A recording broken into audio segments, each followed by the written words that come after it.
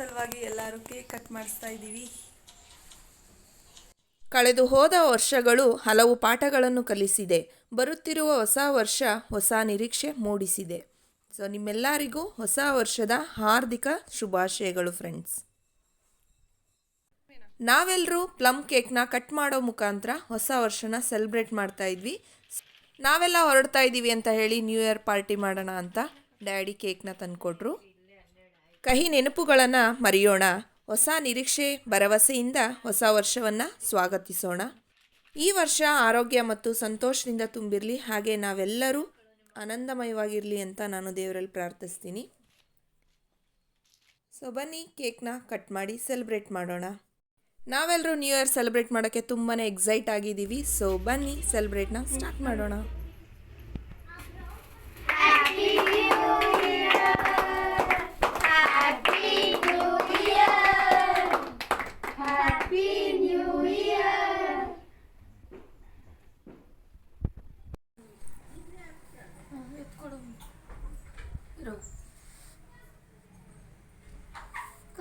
ಈ ವರ್ಷ ನಿಮ್ಮ ಜೀವನಕ್ಕೆ ಹೊಸ ಸಂತೋಷ ಮತ್ತು ಅನೇಕ ಹೊಸ ಸ್ಫೂರ್ತಿಗಳನ್ನ ತರಲಿ. ನನ್ನ ಮುದ್ದು ಮಕ್ಕಳೇ, ಎಲ್ರಿಗೂ ದೇವರು ಆಯುಷ್ಯ ಆರೋಗ್ಯ ಕೊಡಲಿ ಅಂತ ನಾನು ಕೇಳ್ಕೊಳ್ತೀನಿ. ಎಲ್ಲರಿಗೂ once again happy new year. So ಅಕ್ಕ ಎಲ್ಲರಿಗೂ ಕೇಕ್ ತಿನ್ನಿಸ್ತಾ ಇದ್ಲು. ಸೊ ಅಶ್ವಿನು ಅಲ್ಲಿಗೆ ಜಾಯಿನ್ ಆದಳು.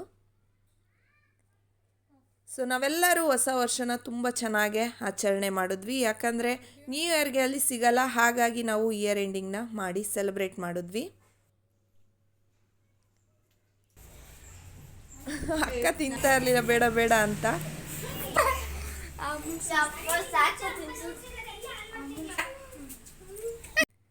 ಈಗ ನಮ್ಮ ಮಕ್ಕಳೆಲ್ಲ ಸೇರಿಕೊಂಡು ಕೇಕ್ ಕಟ್ ಮಾಡಿ ಸೆಲೆಬ್ರೇಟ್ ಮಾಡ್ತಾ ಇದ್ದಾರೆ.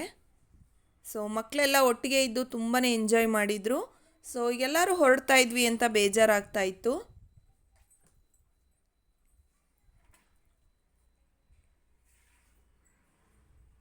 ಸೊ ಈ ರೀತಿ ಸೇರೋದೇ ಒಂಥರ ಚೆನ್ನಾಗಿರುತ್ತೆ. ಬರುವಾಗಿರೋ ಖುಷಿ ಹೋಗುವಾಗಿರೋದಿಲ್ಲ.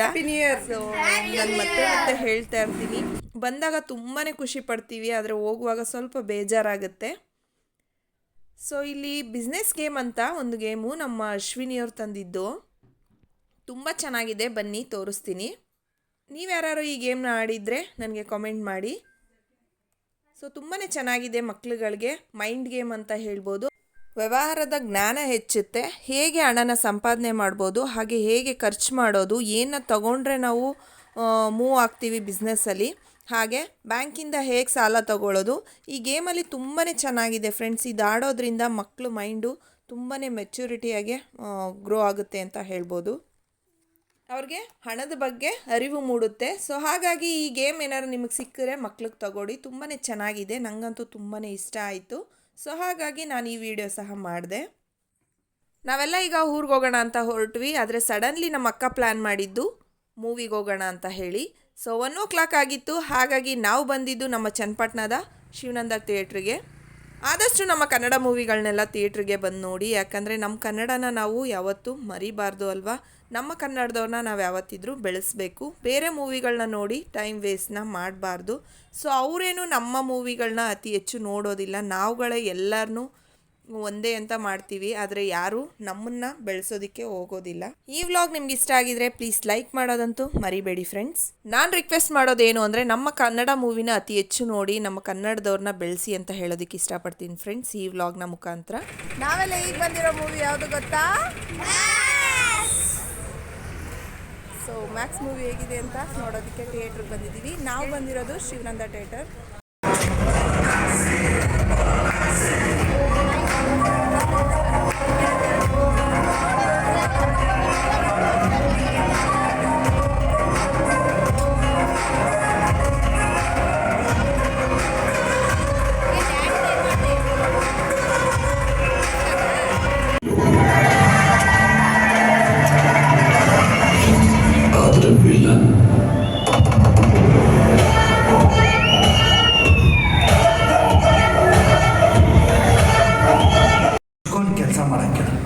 ಸಸ್ಪೆಂಡ್ ಆಗಿರೋದು ಗೊತ್ತು, ಯಾಕೆ ಯಾಕೆ ಯಾಕೆ ಆಗಿದ್ದಾರೆ ಅಂತ ಗೊತ್ತಾ ನಿಮಗೆ?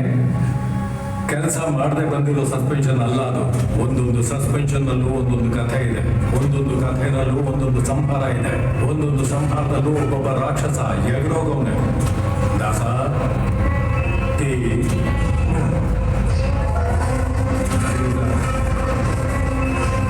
ಈಗ ಇಂಟರ್ವಲ್ಗೆ ಬಿಟ್ಟಿದ್ದಾರೆ. ಮೂವಿ ಅಂತೂ ಸಖತ್ತಾಗಿದೆ, ಹಾಗೆ ಸಸ್ಪೆನ್ಸ್ ಆಗು ಸಹ ಇದೆ. ನೀವೆಲ್ಲ ಫ್ರೆಂಡ್ಸ್ ಬಂದು ಥಿಯೇಟ್ರಿಗೆ ಮೂವಿನ ನೋಡಿ ಅಂತ ಹೇಳಕ್ಕೆ ಇಷ್ಟಪಡ್ತೀನಿ. ಮಕ್ಕಳೆಲ್ಲ ತುಂಬಾ ಎಂಜಾಯ್ ಮಾಡ್ತಾಯಿದ್ರು. ನಮಗಂತೂ ತುಂಬ ಖುಷಿ ಆಯಿತು ಮೂವಿಗೆ ಬಂದು.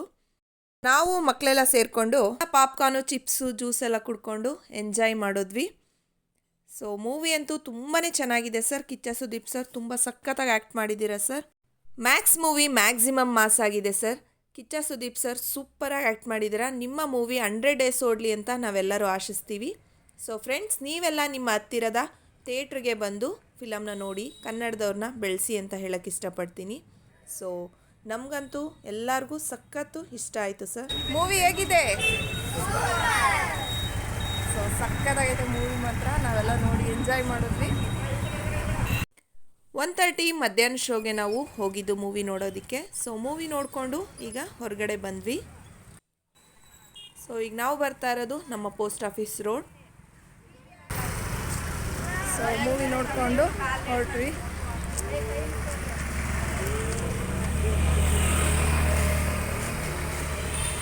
ಹೆಂಗಿತ್ತ ಪಿಕ್ಚರು? ನಿಮಗೆ ಇಷ್ಟ ಆಯ್ತಾ?